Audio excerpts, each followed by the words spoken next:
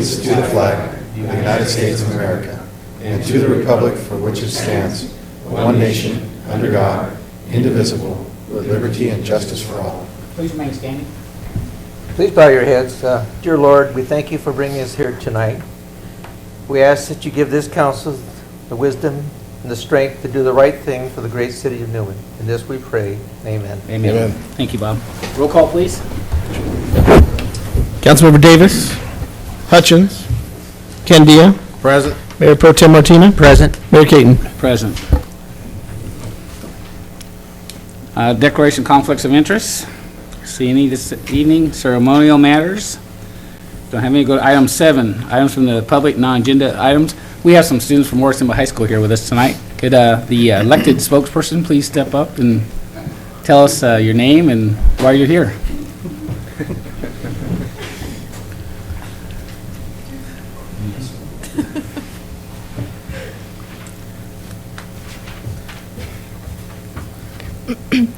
Hello, my name is Joanna Flores, and I am here with my classmates about to participate for the City Council for a Government Awareness Project. Great. Well, I'm glad you're here. Thank you for coming, and it's great to see you. So come back and see us again. I sure will. Thanks, Joanna. Thank you. Glad to all the support you got from your classmates. Thank you. Okay, go to item 8, consent calendar. A is waive all readings of ordinances and resolutions except by title. B is approval of the warrants. C is approval of the minutes of the October 28, 2014 meeting. Council direction. I'll make a motion, we accept the consent calendar as is. I second that motion. Motion and second. All in favor? Aye. Opposed? Motion carries 3-0 with members Hutchins and Davis absent. Item 9, public hearing. We don't have any this evening. Item 10, regular business. A, report on handbill distribution, Newman Municipal Code 9.01.070. Stephanie. Good evening, Mayor and council members. Back in August, local citizen Casey Graham expressed concern regarding the distribution of handbills within the city limits. His concerns included little or no information about companies, including licensing or lack thereof, lack of professional contact options, and the potential for increased crime through the potential identification of vacant or unoccupied units. In response, staff and legal counsel have reviewed the ordinance and applicable case law. Like door-to-door solicitation, handbills are a form of protected speech. The requirement or limitation of specific information is not recommended by the city attorney. However, a number of revisions to the code are available for the council's consideration. They include handbills must be in a door hanger style or given to a citizen directly. The placement on garage doors, windows, or yards would be prohibited. So we would prohibit like the little tags with the tape that they stick on the garage doors, for example. No handbills where no solicitation signage is present. No handbills on properties on the do not knock list. And excessive handbills would be considered littering and enforced as such. So if we saw a number of them in the streets or in parking lots, then that would trigger that enforcement option. With the aforementioned revisions in place, code enforcement abilities would be strengthened while still complying with case law. Therefore, staff recommends that Newman Municipal Code 9.01.070 be revised as previously mentioned, with council concurrence, of course. I'm happy to answer any questions. Questions or comments for Stephanie? So, Mayor, tonight we're just kind of asking for, similar to what we did last time, direction, what parts you like and what parts you don't like, and then we'll go back and put this in an ordinance form and bring it back to you at a later date. Yeah, and I would like to see how would we go about enforcing it? Because often these types of handbills are people who just fly into town and they just start hanging them on doors. Mm-hmm. I'm not sure we're going to get anybody to come and check City Hall and say, hey, I'm going to go out and hang bills on doors. What do I need to do? And the city attorney and I had discussed that, so I'm going to defer to her, and I think she'll be able to shed some light on that. The enforcement issue has been a consistent concern, and what we've discussed is while we can't place specific restrictions on how they do their handbill distribution, we have this in place, which is the next best thing, and unfortunately, because my understanding is that the police department can't cite anybody unless they catch them actually doing it, which creates that problem. So this is a way to maybe curb around that, because right now, there are no other provisions that we can use under the code. Are there similar codes in other cities that are dealing with the same issue? We did a few searches, and unfortunately, from what I can tell, there aren't a lot of codes that have teeth to them. There's restrictions on how they can do it and how they can place them, but nothing really, and Stephanie, correct me if I'm wrong, but unfortunately, nothing that has a lot of teeth. So then I would hope that staff will bring us back something that is excessively restrictive to the extent of the law that we can go. That's the goal. As long as we comply with case law and we don't limit the content, we can limit other things, which is what we tried to do here. Yeah, I would think just something that we can really, something that we are able to sink our teeth in. It's going to be an issue, just like it is with our solicitor ordinance, and it's going to be tough for our police department to police it without catching them and that kind of stuff, so. But with the people on the Do Not Disturb registry and the no solicitation, they can call and report it, because then they have proof that they received it and the code's in place, so we could potentially cite the company. Yeah. And my hope is that once these ordinances are in place, that we can educate our citizens to the point that, you know, they know that they can be put on the registry and educate them on how they can report things,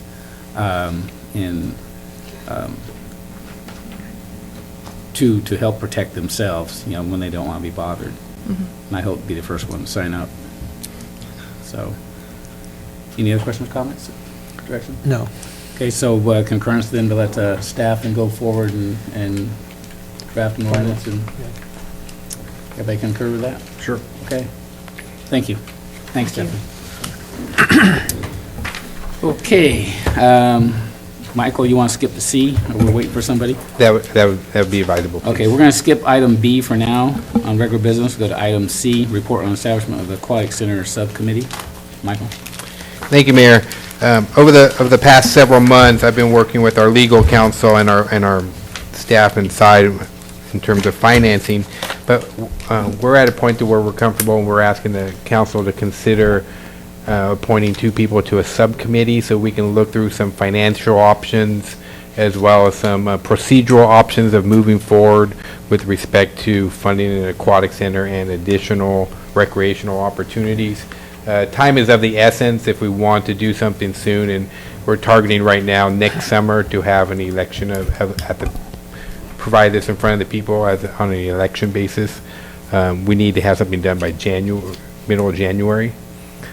So with that being said, we'd like to see if we can get 2 council members to volunteer to at least sit on the subcommittee for the next 30 to 45 days, sit down with staff. We can go over all the different options that are available and help us really fine tune something to present to the full council so that they can make a recommendation on whether or not we want to proceed forward with a vote. And what we're looking at probably is a property tax assessment. So we would ask the people in an election in June of 2015 if they would assess themselves in each property in an amount to help fund the aquatic center. And I think this is an important component. I think we all agree that it's probably one of the biggest complaints that we all hear from time to time is we don't have a pool in our aquatic center and nothing for the kids to do, which there is. But I would like to sit on that subcommittee if someone else wants to join me. I'll do that. Okay. So Councilmember Candia and myself will be on that subcommittee. So hopefully we can maybe after this meeting get our schedule together within the before December 9th, which is our next meeting, at least go over some information. We'll put together a binder for you that'll have some options. The binder won't really mean much until we walk through it together. So if we can maybe get an hour of your time together to walk through this, and we're willing to work with you. We can do it after hours or whenever works for both of your schedule to make sure that this we walk you through this and go through each point by point. And then also talk about the election process, and then talk about what kind of effort we believe is going to be necessary in order to get this passed. We're at this point we're looking at a 2/3 vote. It'll be a special tax, and it'll be a tax based on the tax assessments for property taxes, but it requires 2/3. That's a very big threshold. One of our neighbors to the north or to the east, Oakdale, they passed the 2/3 this year, but Turlock fell short on theirs as well. So It will not be an easy endeavor, but, Well, I think it's something that, obviously, we're going to have to educate our community, and Correct. and so many people in our community have expressed, concerns why we don't have one, so I guess the real test will be is now we put it before them and see how important it is to them correct. that we have something like that. Because obviously, the city just can't afford to flip the bill and go out and build something, so. Correct, and we're only asking right now for just a quick subcommittees to go over some options with the council, bring that back to full council. If the full council elects to move forward, this is going to take a community effort. We're going to have to get a committee going forward. There's going to need to be some fundraising. There's going to be lots of educational materials that need to get done out there. So this is going to be a pretty big endeavor, and it's going to take the full 6 months to push it through. But from what I'm hearing from the people, I mean, this is something they want. So we got to give them the opportunity to approve it and, again, tax themselves. Some of the options we're looking at are not just an aquatic center, though. We're looking at a full recreational assessment that could potentially include an aquatic center, soccer complex, a baseball complex, community center. There are a lot of different options out there, and that's why we need a subcommittee to help us boil that down and to figure out what we can afford and what we want to present to the community for a vote. With that, probably a full-time recreation person, too. There's going to have to be talk about that. If it's successful, then it will probably move in that direction, yeah. Outstanding. And Bob, you want to serve as an alternate in case one or? Oh, absolutely. It's, that's near and dear to my heart, Well, and I know it is, so if you like to sit on the committee, I'll be more willing to be the alternate if you want to tackle it. Yeah, I don't mind. I would do that. Okay, well, I'll be the alternate then, why don't you go Okay. ahead? I mean, it's important to all of us, but Yeah, I know I it is just something. Okay, The youth of this city need this, it's something that we've needed for a long time. I know okay. soccer is big, and the aquatic center is something that we wanted for a long time, and we've tried everything possible to make it happen, but, so this is the next step, so. Okay, well, I'll yield my spot to the subcommittee to Councilmember Martina then. Okay. All right. Okay. So we have to get the high school involved, too. 'cause- Yes. Yes, it's definitely going to have conversations with the school board. This is going to be it's going to be a community effort, not just a city effort that's going to make this happen. Potential swim team, water Correct. polo team, the whole Yeah. 9 yards. Yeah. Correct. Whole enchilada. Yep. Okay, so let's go forward with that. Thank you. Okay, now we'll go back to item B, report on 2015 Little League Baseball/softball season. Thank you, Mayor. Just recently, I was contacted by members of the Little League Board, and unfortunately, this year, their membership on the board is running a little bit thin, and they're nervous that they may not get enough community support and enough people to step forward to help them put together a board. Again, similar to what we just talked about, putting together a baseball season is no easy task, and it can't really just fall on 3 people's shoulders. It really is a community effort. Newman's Little League is about 400 kids now. It's a pretty substantial program. Not only that, we participate with other communities. Hillmar's involved, Gustine's involved, Crow's Landing is involved, so it really is multi-community, as well as trying to get everybody involved. And there's not only baseball, but there's softball as well. So they were concerned, again, if they were not able to get enough people to run a board, was the city going to be willing to step up and put together a baseball program for the youth this year. So that was something that I told them that I would bring to, it's not a decision I can make. I thought I would bring it to the council as well. There are other options if that, unfortunately, if we don't get enough community members to step forward and help the board put together a season, the city could look at that, or we could look at contracting that out with somebody else to run a baseball program for us. We've done some preliminary numbers from our perspective on what it would cost the city to run. Just right off the top, it's in excess of probably $40,000 for us to run a baseball program, and that's probably the minimum cost. That doesn't, and that includes if we're able to inherit all the equipment. we're just talking about staff time and the other things. Without community support and involvement and volunteerism, it becomes very difficult, and if we had to pay somebody to do that. And this kind of goes to what Councilmember Candia was saying. That's the cost of taking our rec director from part-time to full-time. It's just over $40,000. Just to convert that from a part-time position to a full-time position. And that would be the minimum amount that we could do in order to get that to happen. So I don't think that's a viable option at this point, though.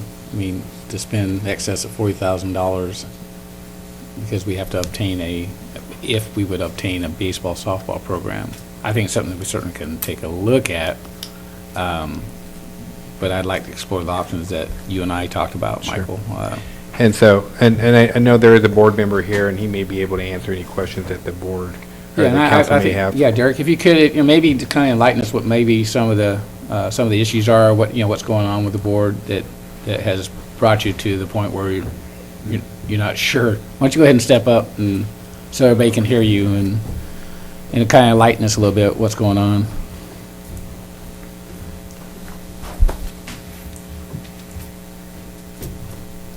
And as you know, Derek was appointed by the council to fill a spot on the board early on, 2 years ago, I think. This will be my third year. Yeah, so when they were having some other issues, and so we put 2 members on that board, if I'm, Correct. It was 3 originally, and then we've lost 2. So. yeah, so you can kind of maybe bring us up to speed Okay. where we are today. Before you record, just for the record, can you just state your name and address for the record? Sure. Derek Solano, 2806 Villa Manucha Road, Newman, California. Well, unfortunately, fortunately, I guess, too. Myself and Todd Ninehouse are like the only ones that are planning on staying. And Todd is the other one that was city appointed also at some point last year. So basically, it's just the 2 people that, have kind of answered a little bit to the city and stuff. Their pending resignations will be effective of December 31st. So everyone's planning on, being done then. A lot of things are going on. Not so much with us anymore. When we came on, there were some things that we needed to kind of put straight, and those things have kind of happened a little bit, but they're surrounding communities, we're having some issues, and there's a whole new, potentially, my understanding, there's a whole new leadership in Hillmar too, which, can change everything, make everything easier. I don't know. We're not sure. So what we're trying to do is try to, while we still have, those board members till the 31st, is to try to tidy up some things from last year, and then maybe look at, not filling a 7-person board, but maybe making it a 5-person and seeing if we can even get that. The biggest thing that most people and anyone that's been associated with the program can tell you is that most people are just frustrated at the level of participation by the parents, or just anyone who's willing to help. And then, in essence, it falls back onto the board. And so, they were out down there 2-3 nights a week, barbecuing, running things, keeping things going and stuff. And so, for some of us, I've been there, I think this will be my 4th year actually, but anyways, Todd's new, so the other ones mostly were, been there quite a few years, 6-7 years, and it just got to where they felt it's time to have some change. So that's where we're at. We're kind of hoping that somebody or multiple people step up and decide to be a part of it. It's a good program, like you said. I don't know that we're at 400, but I know we're over 300. And that's a lot of kids, to provide for, and without things like a swimming pool or something else. I mean, that's kind of what it falls back on in some essence, because it is a springtime sport. It is, I know it does finish a lot before summer. It used to be, we played well into summer. We still have all-star tournaments, though, that we run, and, those are in jeopardy, too. Everything kind of just falls in line. If we don't have the support and the manpower, then things have to give, so. Is the program strong enough to stand on its own without Hillmar, without Gustine participating? If we just did something local? That's kind of, without going into too much detail, that's kind of some things that are going on. I don't know that we're strong enough to stand on our own, other than, we can do it. We have enough participation within our city, but there gets to a situation where you get tired of playing the same team 3 times or 4 times. Some of the problems and issues that went on last year were kind of leaning towards, different alliances and stuff. So, like I said, without going into too much, because I really don't know where it's going to end up now. Maybe with new leadership in Hillmar, things will straighten themselves out. Maybe with new leadership in Hillmar, they'll get worse. I don't know. I can't really tell you. I know we get along really well with Gustine now, and not that we never did, but I'm saying things are going real well in that direction. And Crow's Landing's, trying to grow. They have, 2 fields now and trying to, so things could probably work within maybe this side and not there, and maybe still there. I don't know. I mean, and those are the things that, 2 people at this point, we're trying to convince one to stay on. And like I said, the big thing is the time commitment, during the week. And if we can, which is something that we had looked at already last year, where, we can just maybe hire some of the kids within the community to work at snack bar, because a lot of times that's what the parents do. They don't want to work at snack bar. They find someone to fill their shift, and they get paid a stipend for that evening. We're thinking that, Hillmar does that full time, and that was something we had visited with them even last year. And so if we can just pay people to work, it provides the kids with a summer job, and it alleviates, people having to be down there so much. So there's options to try to alleviate, but it still takes manpower to put that all into place. So Is there any alliance with Patterson at all? no, not since I've been there have we ever been aligned. They play county ball. Oh, Yeah, that's right. Yes. okay. They play And at some point, for like 2 years, I think Crow's Landing played in Patterson's County Ball League. Yeah. And then they've recently come back, so. Mayor, you asked on the, are we able to sustain ourselves? And I think Mr. Solano was correct that I think on the boys' side, it's a little bit stronger than on the girls' side. And some of, especially when you start getting into some of the older programs, they may only have 1 team from Newman or 2 teams from Newman. I know the league that I coached, the level I coached in last year, we only had 2 Newman teams. So, without Gustine or Crow's Landing or, we wouldn't be able to do anything. Playing the same team over and over and over. Well, it is nice to be able to have those, other teams involved, so kids can, if nothing else, get the opportunity to go to Hillmar and play, to go to Gustine and play, and those kind of, but I know there's probably challenges with the different groups. Oh, definitely. There's always challenges, yeah, in anything, but. And I don't know if it's so much of, who's in charge, or we think we should have more of a vote, or that person thinks they should have more of a vote, or whatever. I don't know, maybe I assume Hillmar has their own board, Gustine has their own board, and we have our own board. Yes. And Hillmar's board, the people who semi-ran it, I mean, they had a board that they answered to and stuff, but a big part of their board for many years just recently moved, which is where the issue's coming in. So those people are gone, and I mean, it's a big hit for them. With that said, that's a change, and so, is it a change for the good or a change for the bad? Gustine's kept fairly strong as far as, they're returning their board, and so, like I said, we've had a really good working relationship with them lately, and things are going well, and we see eye to eye on things, and, we've been very flexible with each other, so those things always help. Is there any possibility that there could be a joint combined board made up of members from Gustine, Hillmar, and Newman to run the entire program? The plan was to meet in November as a board still, because we still have the members till December. And then the plan was to set up an early meeting in December because of the new leadership changes over in Hillmar, with Hillmar and Gustine, which is something we try to do, but it doesn't always work out. And we usually end up doing it, but it's usually later in February. So we're trying to meet in December, and in fact, Hillmar is open to it. So that's something that can be discussed. I mean, it's really, as far as making decisions, but you still need the manpower here, Yeah. I mean, Yeah. that would mean Todd would run one snack bar full-time, and I'd run the other, and that's still kind of rough for 2, let alone 7. So, there's a lot of possibilities, and obviously we've put it out by phone for, people who are interested to step up and come and help, and we'll see what happens, and then I guess we just kind of deal with it as we go. But, I know that it would fall on the city's, it would be a big burden on the city if it had to go there, but it's also a big hit to the kids if it's not there.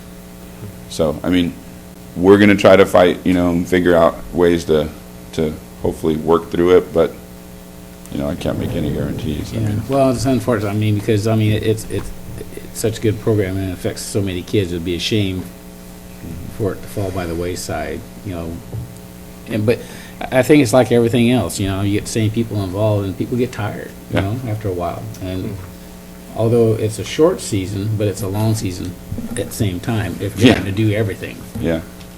Yeah, and then, it's always, the situations. It's not just limited to the time commitment, it's the issues you have to deal with. Right. And those are the same people, they want to have their say, but then when it's time to do something and be involved, then they're nowhere to be found. So, it's Been there, done that. Yeah. Right. Mr. Solano, Derek, can you just maybe say who people could contact if they would be interested in volunteering? We have our one-call system that we signed up for, so that sends a call out to every parent who participated last year. We have it on our website. It's on the website. It's at NYBSA on eTeams. You go to eTeams, and then it's NYBSA is the group. And then from there, it has a email. So we have a Gmail account that's available on the website that they can just, the application's there and they can fill it out and send it through email. So we think we've kind of covered what we can other than advertising, in the local paper. With the time constraint, we didn't know if that was feasible, and we figured the most likely candidates to step up and do something would be the 400 or 300 that participated last year. So those have been contacted, and actually it's on Facebook too. It's available on Facebook. I know Kirsten put it on Facebook. So. I guess the question would be, is at what point does it become a critical issue? If this meeting goes forward in December, which is what we're trying to do, it sounds like everybody's open to it, to meet in December. That would be Hillmar, Gustine, Crow's Landing, and Newman all meeting together. If that goes, probably by the end of December, we'd have a better idea. Plus, it may be that they decide to actually step up, so by the time we get to December, we might have 2 or 3, 4 people interested. Might have to change some bylaws so that we make it a 7-person board instead of a 5-person board, which just would make it feasible. And if we run with the whole idea of hiring the youth of the city and in paid positions to work in the snack bars, then that would alleviate a lot of that stress. And so it could work. There's a lot of ideas, and we had to throw some out real quick before the change kind of took place, and before we didn't have a full board to make some decisions. So we're meeting on the 24th, I think, and then we'll go from there to see about meeting early in December. And it sounded like the date that they threw out didn't work, so hopefully it might be before then. And so probably around the holiday time, we'll probably have a better idea of, hey, it's not looking good, and this is moving forward, or we're on our own. Who knows, Yeah. So. So, Michael, then maybe it'd be a good idea for Derek and the other board member then just to stay in close contact with you, keep you informed of what's going on. And if you need to bring something back to the council to chew on a little bit. Obviously, I would like to see that group, stay organized and run the program. I don't know that we as a city are, we probably could, but I don't know if we're really in position to, or if we want to take on that program. Because I would think if we took it on, then it becomes ours, and we just run it, and then as it grows, then as a couple council members have expressed interest of making our part-time rec director full-time, and then there'd be a lot of other responsibilities and duties come along with that as well. But and also, Mayor, just FYI, and after I had the conversation with Mr. Solano, I did reach out to a local nonprofit that works in youth baseball and softball, and just kind of reached out to them to see if that would be a program that they would be interested in running. They had a board meeting, and they would be interested in having a conversation if, for instance, the community members don't step up and help the existing board to get this season off and running.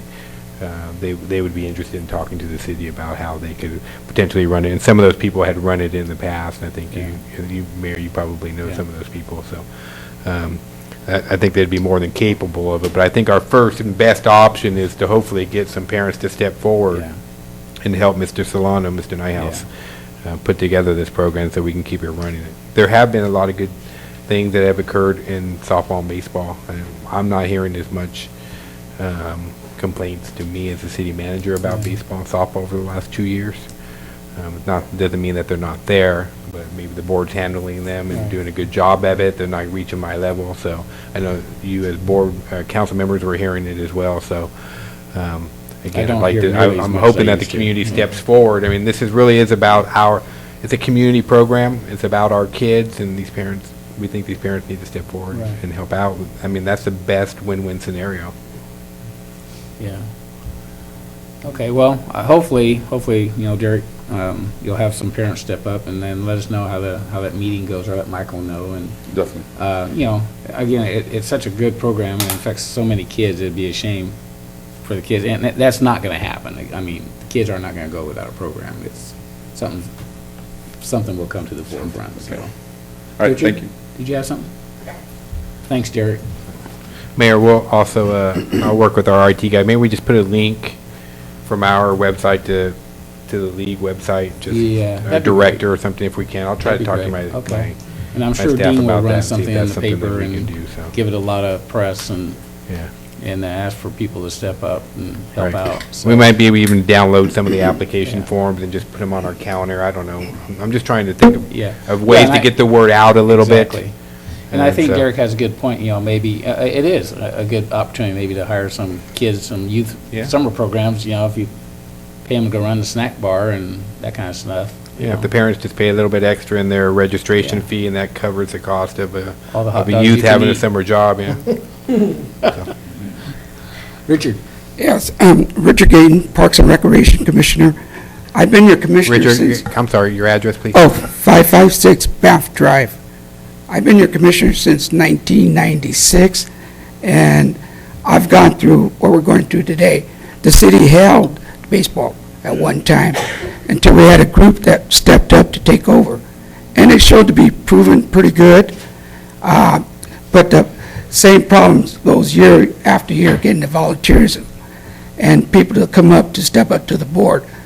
But the board itself has been successful since I've been tenure as your Parks and Rec Commission. And as years go by, we always had somebody from the Parks and Rec Commission be part of the board, not as a voting member, but just overseas, because everybody thinks that the baseball belongs to the city of Newman, which it doesn't, because it's independent. Also, during our soccer season, we have some nonprofit groups that takes over the snack bar, as you say, is Steffi, and she did a good job. Also, reverting back to the baseball, we need a full-time recreation because we have a budget. We had one time, the Parks Rec had a budget for the baseball program, and if you look back in, I say about 97, 98, you'll see what we had to go through. And part of the budget is the uniforms, and that was the biggest cost, equipment, and this is the burden that fell on Derek and the independent people getting the equipment. Every year they have to come up with new equipment, new safety equipment, all this stuff. And as I'd like to see the city of Newman still be part of and work with Derek on these issues, because they, as you say, it's not for us, it's for our kids. And without the baseball season, it'd really be something for the city to lose. It's a great loss to do that. But I encourage it that we still work around with the board and give them all the assistance that they need. Well, I think that'll happen. The kids won't go without, trust me. I mean, we do have a good working relationship with the board. I know Ms. House worked with the board. We bring in dirt. We do a lot of the labor to get the fields ready, and I know the coaches volunteer their time to do that too. So it really is a team effort in bringing this program together, but still the volunteerism that Mr. Solano was talking about, the snack bars and the cleanup and the preparation and restocking snack bars, it just takes a lot of time, and it's just, if you only have 2 or 3 people, it just wears them thin. And you really got to get enough people to volunteer. So. Well, hopefully we'll get some people step up and we'll keep the program running one way or another. So thanks, Richard. Thanks, Derek. Okay, item 11 we'll skip because Jim's not here tonight. go right to item 12, items from the city manager. Thank you, Mayor. Just a couple quick items. So we're going to place an ad about our do not knock registry. That'll go out in the water bills in December, so people can start applying for that once that bill goes out, and we'll also put something online. So that'll be ready to go ahead of January when that really kicks in. There's been a lot of discussion on solid waste lately on a county level, and trying to get a new memorandum of understanding with the 8 cities, and the 9th is Modesto, and they do their own things. It would be the 8 cities and the county. Unfortunately, I had to step out of the room for a second, and I got elected chief negotiator for that group, so never leave the meeting until it's fully over, because you're going to be there. So just a reminder, we do not have a meeting next week. Our next meeting will be on December 9th. Prior to that meeting, we expect the Chief of Elections, Lee Lundgren, to certify the elections, and at that point in time, any new member would be sworn in on December 9th. And based upon the current tally count, we are expecting Mr. Graham to be the newest member of the Newman City Council.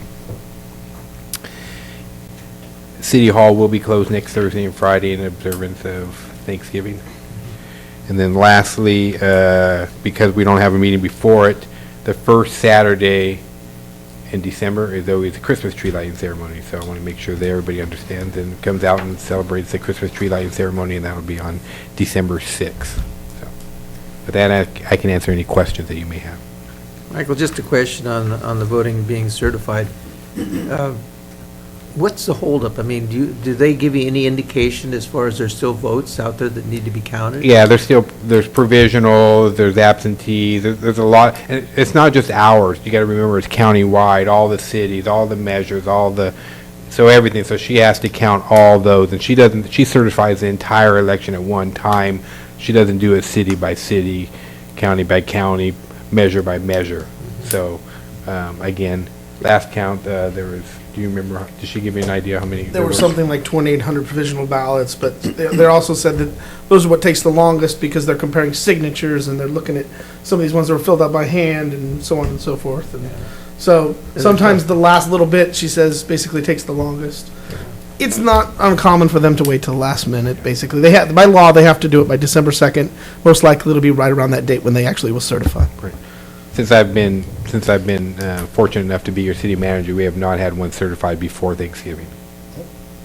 So It just seems like this day and age, it takes too long. Thank you very much. Any other questions or comments? All right, thanks, Michael. We'll go to staff. Chief? I don't have anything tonight, but I can answer any questions. All right. Stephanie? Just wanted to let the council know that the city will be participating in CSU Stanislaus GIS Day tomorrow. They're going to be showcasing geographical information systems and how they affect local communities. So we're happy to be having a little table there showcasing our GIS interns that we've had over the last 3 semesters, well, about 2 years. We skipped a semester. But yeah, we've collected a lot of data in conjunction with our college students, so we're really happy to be a part of that event tomorrow. That's all I've got. Great. Thank you. Just a couple things. The treasurer's report for October is in your inboxes, and at our next meeting, the auditors from Clinton and Byrd will be here to present the financial report for fiscal year 13-14. Happy to answer any questions, comments so far? Sam? Good evening. Just one quick update on Sherman Ditch. City staff cleaned the Sherman Ditch again after the first rain and scheduled another vacuum trailer demonstration next week, so more information will be followed. So hopefully we have a lot more rain in this season. That's all I have. Hope you get a lot more rain. Yeah. Thanks. Any other questions of staff? Stephanie, just a question. I had called the other day and asked about the Louis J. Newman, and I was just wondering, is April a date that you think is going to be? So we've cleared out the calendar through April 5th, and that was to cover contingencies for delays regarding weather or any unexpected things that can occur with construction. The per the engineer, it's 120 construction day period without delays. Granted, we've already had some rain days, so that's already added to it. But the hope was to have it done by the end of February. Granted, things happen, so March is probably realistic, and that's why we blocked it off through the end of March, just to be safe. Oh, good. Yep. Things are progressing nicely, though. They're moving quite quickly. Just the rain, I think, slowed them up a little bit. Okay, great. Other question, skate park, do we have an update on as far as where we're at? Yes, so regarding skate park plans, we had to do some revisions based on electrical and camera plans per the council's direction. A couple months ago, we talked to you about that. We have plans that are nearly ready for bid, so we just have to finalize them. We got the last set again for review. Pending any little changes, we should have construction-ready documents coming up here pretty soon, and then we hope to go to bid early next year, granted that all our grant stuff's in order. We are waiting to hear from National Park Service regarding our land and water conservation grant. We've been awarded, however, we have to wait for the contract from the federal government, and they're behind. So and from what I understand, it's widespread. It's not just our contract, but we can't really do much until we get that so we could spend the money. But we're moving right along with the grant money we already have. Thank you very much. Great. Any other questions, comments? Nick, do you have anything tonight? Nothing tonight. Bob? Just exciting to see young people here tonight. Yeah, it's great. Horace Stimbo. Yeah. What happened at the football game? Anyway, I won't blame that on you guys, because I know you were out there yelling and screaming and giving them the support they needed. But I tell you one thing, it was a great evening. It was electrifying, I tell you. I've never seen that place so packed. And both games, the junior varsity and varsity, were great games. So credit to your school. You guys look good out there. Anyway, that's all I have tonight. Okay. Just a couple of things. Attended the Veterans Day program in Gustine on 11, which was a great program, as they always do. They always do a nice job, and I was able to present certificates to our two representatives from boys and girls state, our own Miss Newman, Bobby Solano, and Trevor Beach were the recipients, and also gave certificates to the two recipients from Gustine, Miss Alamo, and I can't think of the other person's name off the top of my head. But they always do a nice job with the program down there, and so it was fun to spend the afternoon with them. So congratulations to them for that, and congratulate Nick for being reelected, and congratulate Casey for being elected, and good luck. It's a challenging time, but it's rewarding as well. So welcome. And thank Don Hutchins for his years of service. I thought he was going to be here tonight, so tonight would have been his last official full meeting, but he'll be at our next meeting, and so we can give him a nice send-off. But I'd like to thank Don for his years of service. And December 2nd, I'll be hosting the county mayors for our annual dinner here in town at the Westside Theater, along with our state senator, Anthony Cannell, will be attending. And I had Jeff Denham on board to attend, but he's got to be back in D.C. for the lame duck voting, so he had to pass this time. So I'm looking forward to hosting the mayors, and I always enjoy bragging, showing off our downtown area with all lit up, and everything looks very nice, and always get great compliments from the other mayors. That they always say they wish their downtown looked like ours during the holidays. So it is that hallmark site. So anyway, with that, I'll entertain a motion to adjourn. So moved. Second? Motion and second, all in favor? Aye. Opposed? Good night, everybody. Thank you. Good night.